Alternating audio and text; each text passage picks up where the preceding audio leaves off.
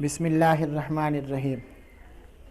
کیف آخذ الجائزۃ، کیسے تم انعام حاصل کرتے ہو، لیتے ہو۔ اخذ یاخذ، اخذن کا مطلب ہوتا ہے من صلے کے ساتھ لینا، حاصل کرنا۔ جائزۃ جمع جوائز کا مطلب ہوتا ہے انعام، گفٹ، ٹرافی۔ کانا نجیب تلمیذا مجتہدا فی المدرسۃ، مدرسے میں ایک محنتی طالب علم نجیب تھا۔ وکانا یاخذ فی کل امتحان، اب وہ ہر امتحان میں جائزۃ من العمید، پرنسپل ذمہ داروں سے کچھ انعام حاصل کرتا تھا۔ عمید جمع عمدہ کا مطلب ہوتا ہے پرنسپل، کلیکٹر، محتمیم۔ وکان فی تلک المدرسۃ، اور اس مدرسے میں تلمیذ اکبر منہ، اس سے بھی بڑا ایک طالب علم تھا۔ اسمہ سلیم، اس کا نام سلیم تھا۔ لا یجتہد، وہ محنت نہیں کرتا تھا، فی الدرس، پڑھنے میں، ویلعب کثیرا، اور بہت کھیلتا تھا۔ ذہب سلیم مرۃً الی نجیب، ایک مرتبہ سلیم نجیب کے پاس گیا۔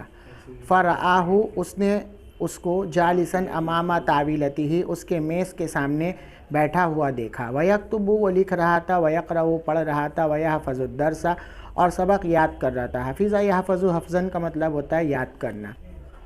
والعرق یسیل من جنبہ، اور پسینہ جو ہے اس کے پیشانی سے بہہ رہا تھا۔ فقال لہ، تو اس نے اس سے کہا، کیف تاخذ الجائزۃ، کیسے تم گفٹ حاصل کرتے ہو، یا نجیب، اے نجیب۔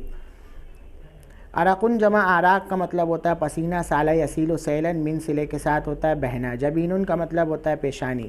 فقال لہ، تو اس نے اس سے کہا، نجیب، الم تعرف یا سلیم، اے سلیم، کیا تم کو معلوم نہیں، کیف آخذھا، کیسے میں انعام حاصل کرتا ہوں۔ انظروا الی العرق، تم اس پسینے کو تو دیکھو، الذی یسیل من جنبی، جو میرے پیشانی سے بہہ رہا ہے۔ تعلم، تو تم جان جاؤ گے۔ علم یعلم، علماً کا مطلب ہوتا ہے یقین کرنا، جاننا۔ کیف آخذھا، کیسے میں اس کو حاصل کرتا ہوں۔ فخجل سلیم، تو سلیم شرمندہ اور بے عزت ہوا۔ ثم قال، پھر اس نے کہا، الآن عرفت، اب میں نے جان لیا، یا نجیب۔ کیف تاخذ الجائزۃ، کیسے تم انعام حاصل کرتے ہو۔ وبعد ھذا، اور اس کے بعد، انا ایضاً، میں بھی اجتہد، محنت کروں گا، واقرأ، اور پڑھوں گا۔ بسم اللہ الرحمن الرحیم۔ فی دار الاقامۃ، ہاسٹل میں۔ علی، این تسکن یا نسیم، اے نسیم، تم کہاں رہتے ہو۔ سکن یسکن، سکنن کا مطلب ہوتا ہے رہنا، ریسیڈنس۔ نسیم، انا اسکن فی دار الاقامہ، میں ہاسٹل میں رہتا ہوں۔ ما رقم غرفتی کا، تمہارا روم نمبر کیا ہے۔ رقم جمع ارقام کا مطلب ہوتا ہے نمبر، غرفتن جمع غرف کا مطلب ہوتا ہے روم۔ رقم غرفتی، میرے روم کا نمبر، ستۃ، 6 ہے، یعنی میں 6 نمبر روم میں رہتا ہوں۔ هل تسکن منفردا، کیا تم اکیلے رہتے ہو۔ لا، نہیں۔ بل اسکن مع 4 تلامیذ، نہیں، میں 4 اسٹوڈنٹ کے ساتھ رہتا ہوں۔ هل هم يقرؤون معك في صفك، کیا وہ لوگ پڑھتے ہیں معك، تمہارے ساتھ، فی صفک، تمہارے کلاس میں۔ لا، نہیں۔ بل جمیعہم، بلکہ وہ تمام لوگ، یقرؤون فی صفوف، ایک کلاس میں پڑھتے ہیں۔ این تاکلوا، تم کہاں کھاتے ہو۔ انا آکل الطعام فی غرفتی، میں اپنے روم میں کھاتا ہوں۔ اکل یاکل، اکلن کا مطلب ہوتا ہے کھانا، طعام کا مطلب ہوتا ہے کھانا۔ هل تاکل منفردا، کیا تم اکیلے کھاتے ہو۔ لا، نہیں۔ بل آکل مع اصحابی، میں اپنے دوستوں کے ساتھ کھاتا ہوں۔ صاحب جمع اصحاب کا مطلب ہوتا ہے دوست، ساتھی۔ کم تلمیذاً، کتنے اسٹوڈنٹ، یسکنوا فی غرفۃ واحد، ایک کمرے میں رہتے ہیں۔ 4 تلامیذ، 4 اسٹوڈنٹ رہتے ہیں۔ فی غالب، زیادہ تر۔ الخصال، خصال کا مطلب ہوتا ہے ہیبٹ، عادت۔ خصلۃ جمع خصال کا مطلب ہوتا ہے ہیبٹ، عادت۔ شر المقال، بری بات۔ الکذب، جھوٹ ہے۔ خیر الخصال، اچھی عادت۔ الادب، ڈسپلن ہے۔